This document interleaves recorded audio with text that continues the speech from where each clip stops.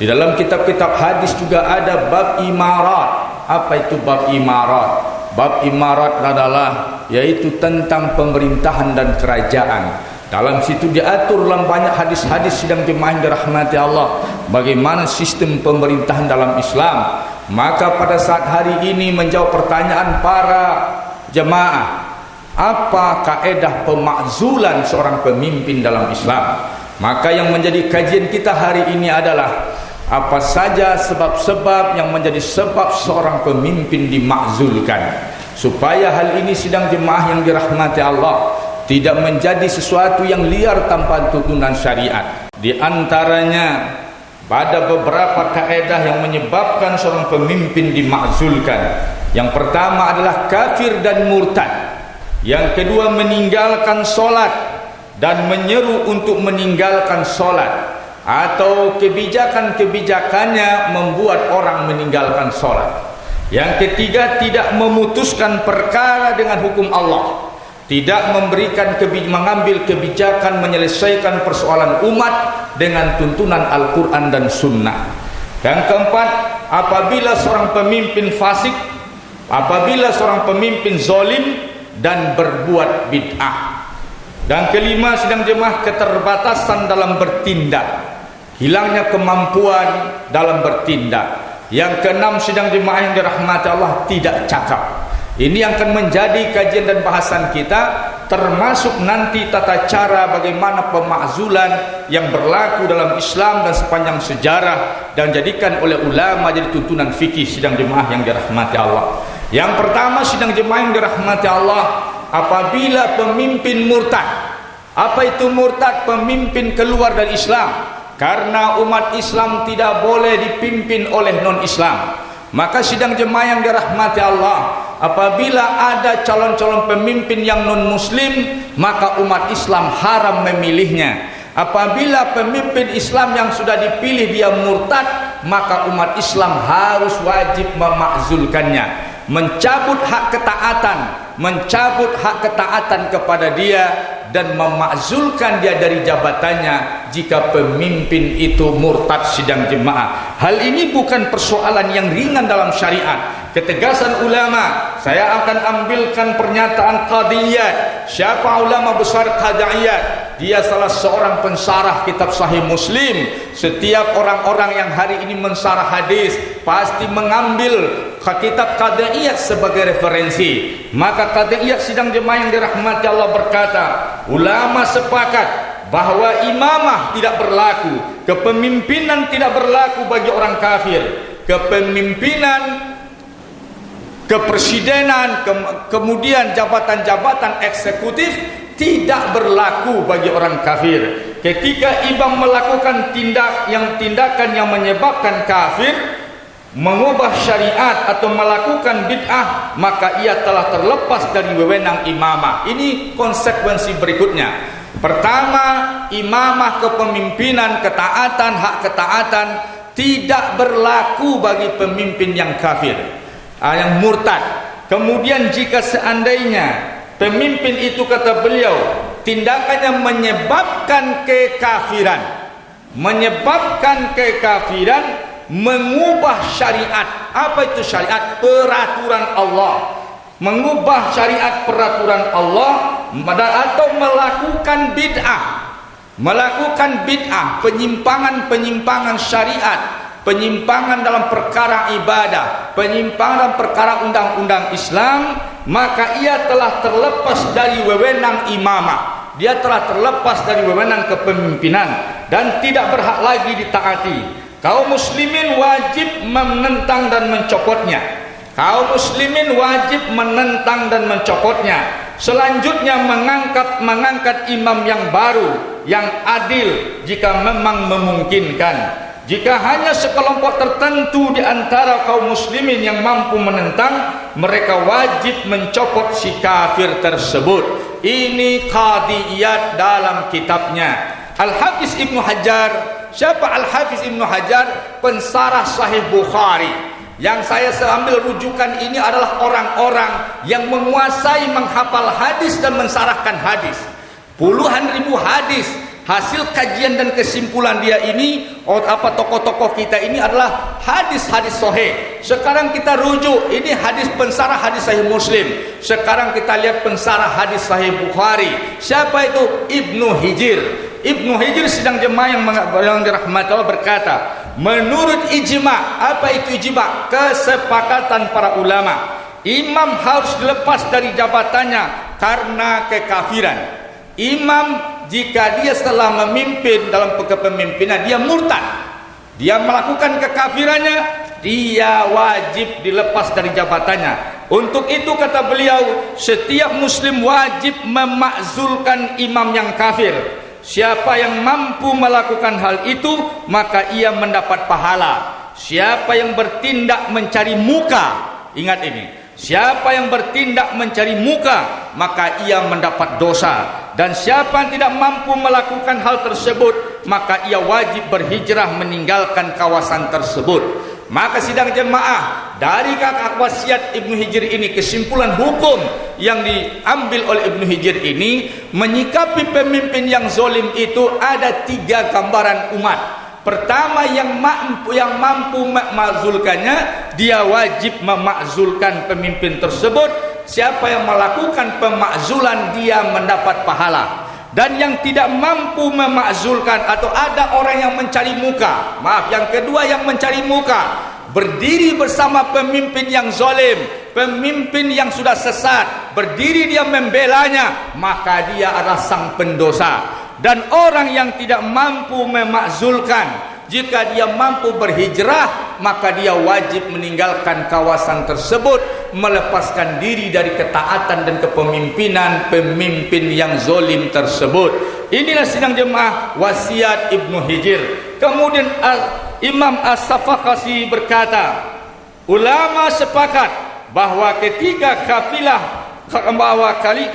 khalifah menyeru menuju kekafiran atau bid'ah, saya ulangi, ulama sepakat apabila sang khalifah menyeru menuju kekafiran atau bid'ah, rakyat wajib memberontak terhadap khalifah seperti ini. Maka sidang jemaah dalam kaidah Islam, saya bicara dalam konteks Islam. Saya bicara dalam konteks Islam normatif. Kita belajar dulu secara normatif.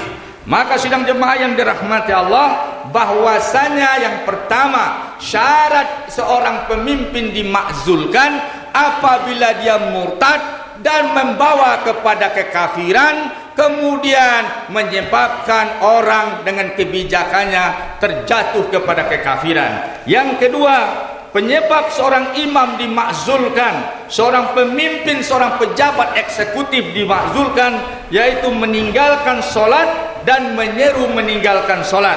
Yaitu dikatakan faktor lain yang menyebabkan pemakzulan imam adalah apabila imam meninggalkan solat dan mengajak untuk meninggalkan solat. Mengajak untuk meninggalkan solat, apakah itu mengingkari kewajiban solat atau dia melakukan tindakan kekafiran, maka hal itu menyebabkan imam dimakzulkan dengan dalil-dalil hadis yang banyak dan lengkap. Dan maka dalam hal ini sidang jemaah kita tidak akan kupas satu persatu karena tidak mencukupi waktu. Yang ketiga, penyebab seorang pemimpin dimakzulkan tidak memutuskan perkara dengan hukum yang diturunkan Allah, yaitu tidak berhukum dengan Al-Quran dan Sunnah. Minimal sidang jemaah, si imam punya kecenderungan berhukum dengan syariat. Atau kalau seandainya si imam tadi tidak punya kecenderungan, tidak menghukum dengan syariat, bahkan anti syariat, memusuhi syariat, maka ini syarat pemakzulan yang ketiga.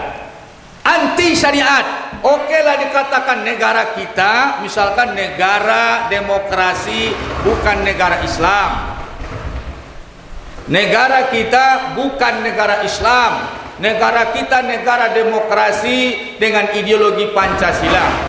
Apabila taruhlah secara kaedah bernegara belum ada kesepakatan untuk berhukum secara syariat Islam, namun bagaimana hati dan pribadinya, Apabila secara pribadi dia masih mengusahakan punya keinginan, maka hal ini masih bisa jadi hujah atas kepemimpinannya. Tetapi secara pribadi dia anti syariat, secara pribadi dia memusuhi syariat, secara pribadi tidak respect kepada hukum Allah, maka sidang jemaah bisa batal solatnya, batal seluruh ibadahnya. Saya tidak akan sampaikan, singkat saja. Sufyan bin Uyainah mengatakan, dahulu kami diperintahkan bersyahadat, maka kami bersyahadat, maka diakuilah keislaman kami. Setelah kami bersyahadat, diperintahkan kami solat. Apabila kami solat, syahadat kami diterima, solat kami diterima, Islam kami diakui. Setelah kami bersolat, maka datang perintah hijrah, maka kami berhijrah. Jika kami berhijrah, kami bersyahadat, kami solat, kami berhijrah, maka diakuilah Islam kami. Jika kami bersyahadat, kami solat, tidak berhijrah, maka batallah Islam kami. Kemudian diperintahkan jihad. Jika kami bersyahadat, kami solat, kami berhijrah, kami berjihad, diakuilah Islam kami. Jika kami bersyahadat, kami solat, kami hijrah, tapi kami menolak jihad, maka batallah Islam kami. Artinya sidang jemaah, Islam harus diterima secara total. Ini amanat Sufyan bin Uyainah. Luar biasa sidang jemaah. Inilah diantaranya yang membatalkan. Kemudian yang keempat, fasik, zalim, dan berbuat bid'ah. Mahiyal fasik. Fasik itu sidang jemaah menolak ketaatan, tidak taat, engkar, lalai, tidak cinta kepada ketaatan, tidak mencintai hukum Allah. Dia fasik.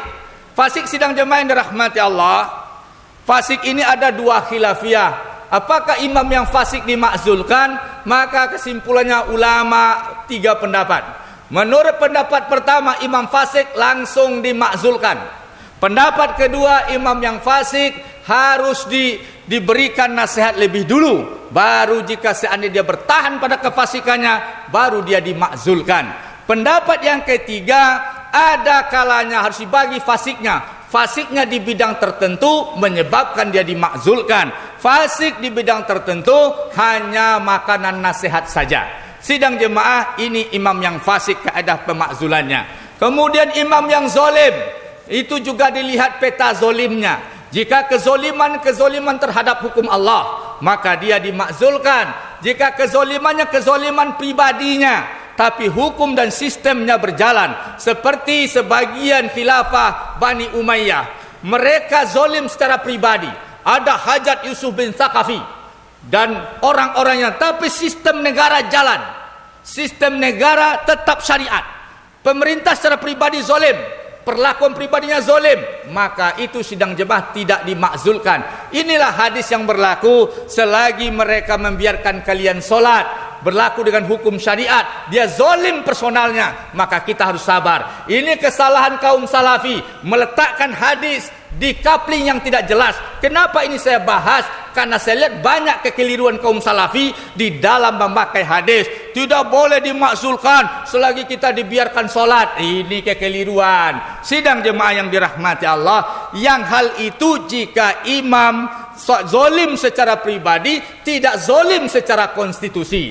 Konstitusi berjalan secara syariat, tapi pribadinya zolim, dia mabuk, dia enggak sholat segala macam, pribadinya. Di situ sidang jemaah itu makanan nasihat seperti hadis yang dipakai oleh salafi. Bukan sembarang saja sidang jemaah yang dirahmati Allah. Kemudian berbuat bid'ah. Bid'ah itu sidang jemaah, lihat dulu. Sekarang orang banyak bid'ah ini sidang jemaah salah kaprah. Ya, bid'ah yang banyak disebut di TV Roja, bid'ah yang disebut oleh kawan-kawan salafi, itu bid'ah yang kebablasan. Mazhab ulama tentang bid'ah ada 3. Pertama, sidang jemaah, seluruh yang tidak dibuat Nabi dianggap bid'ah.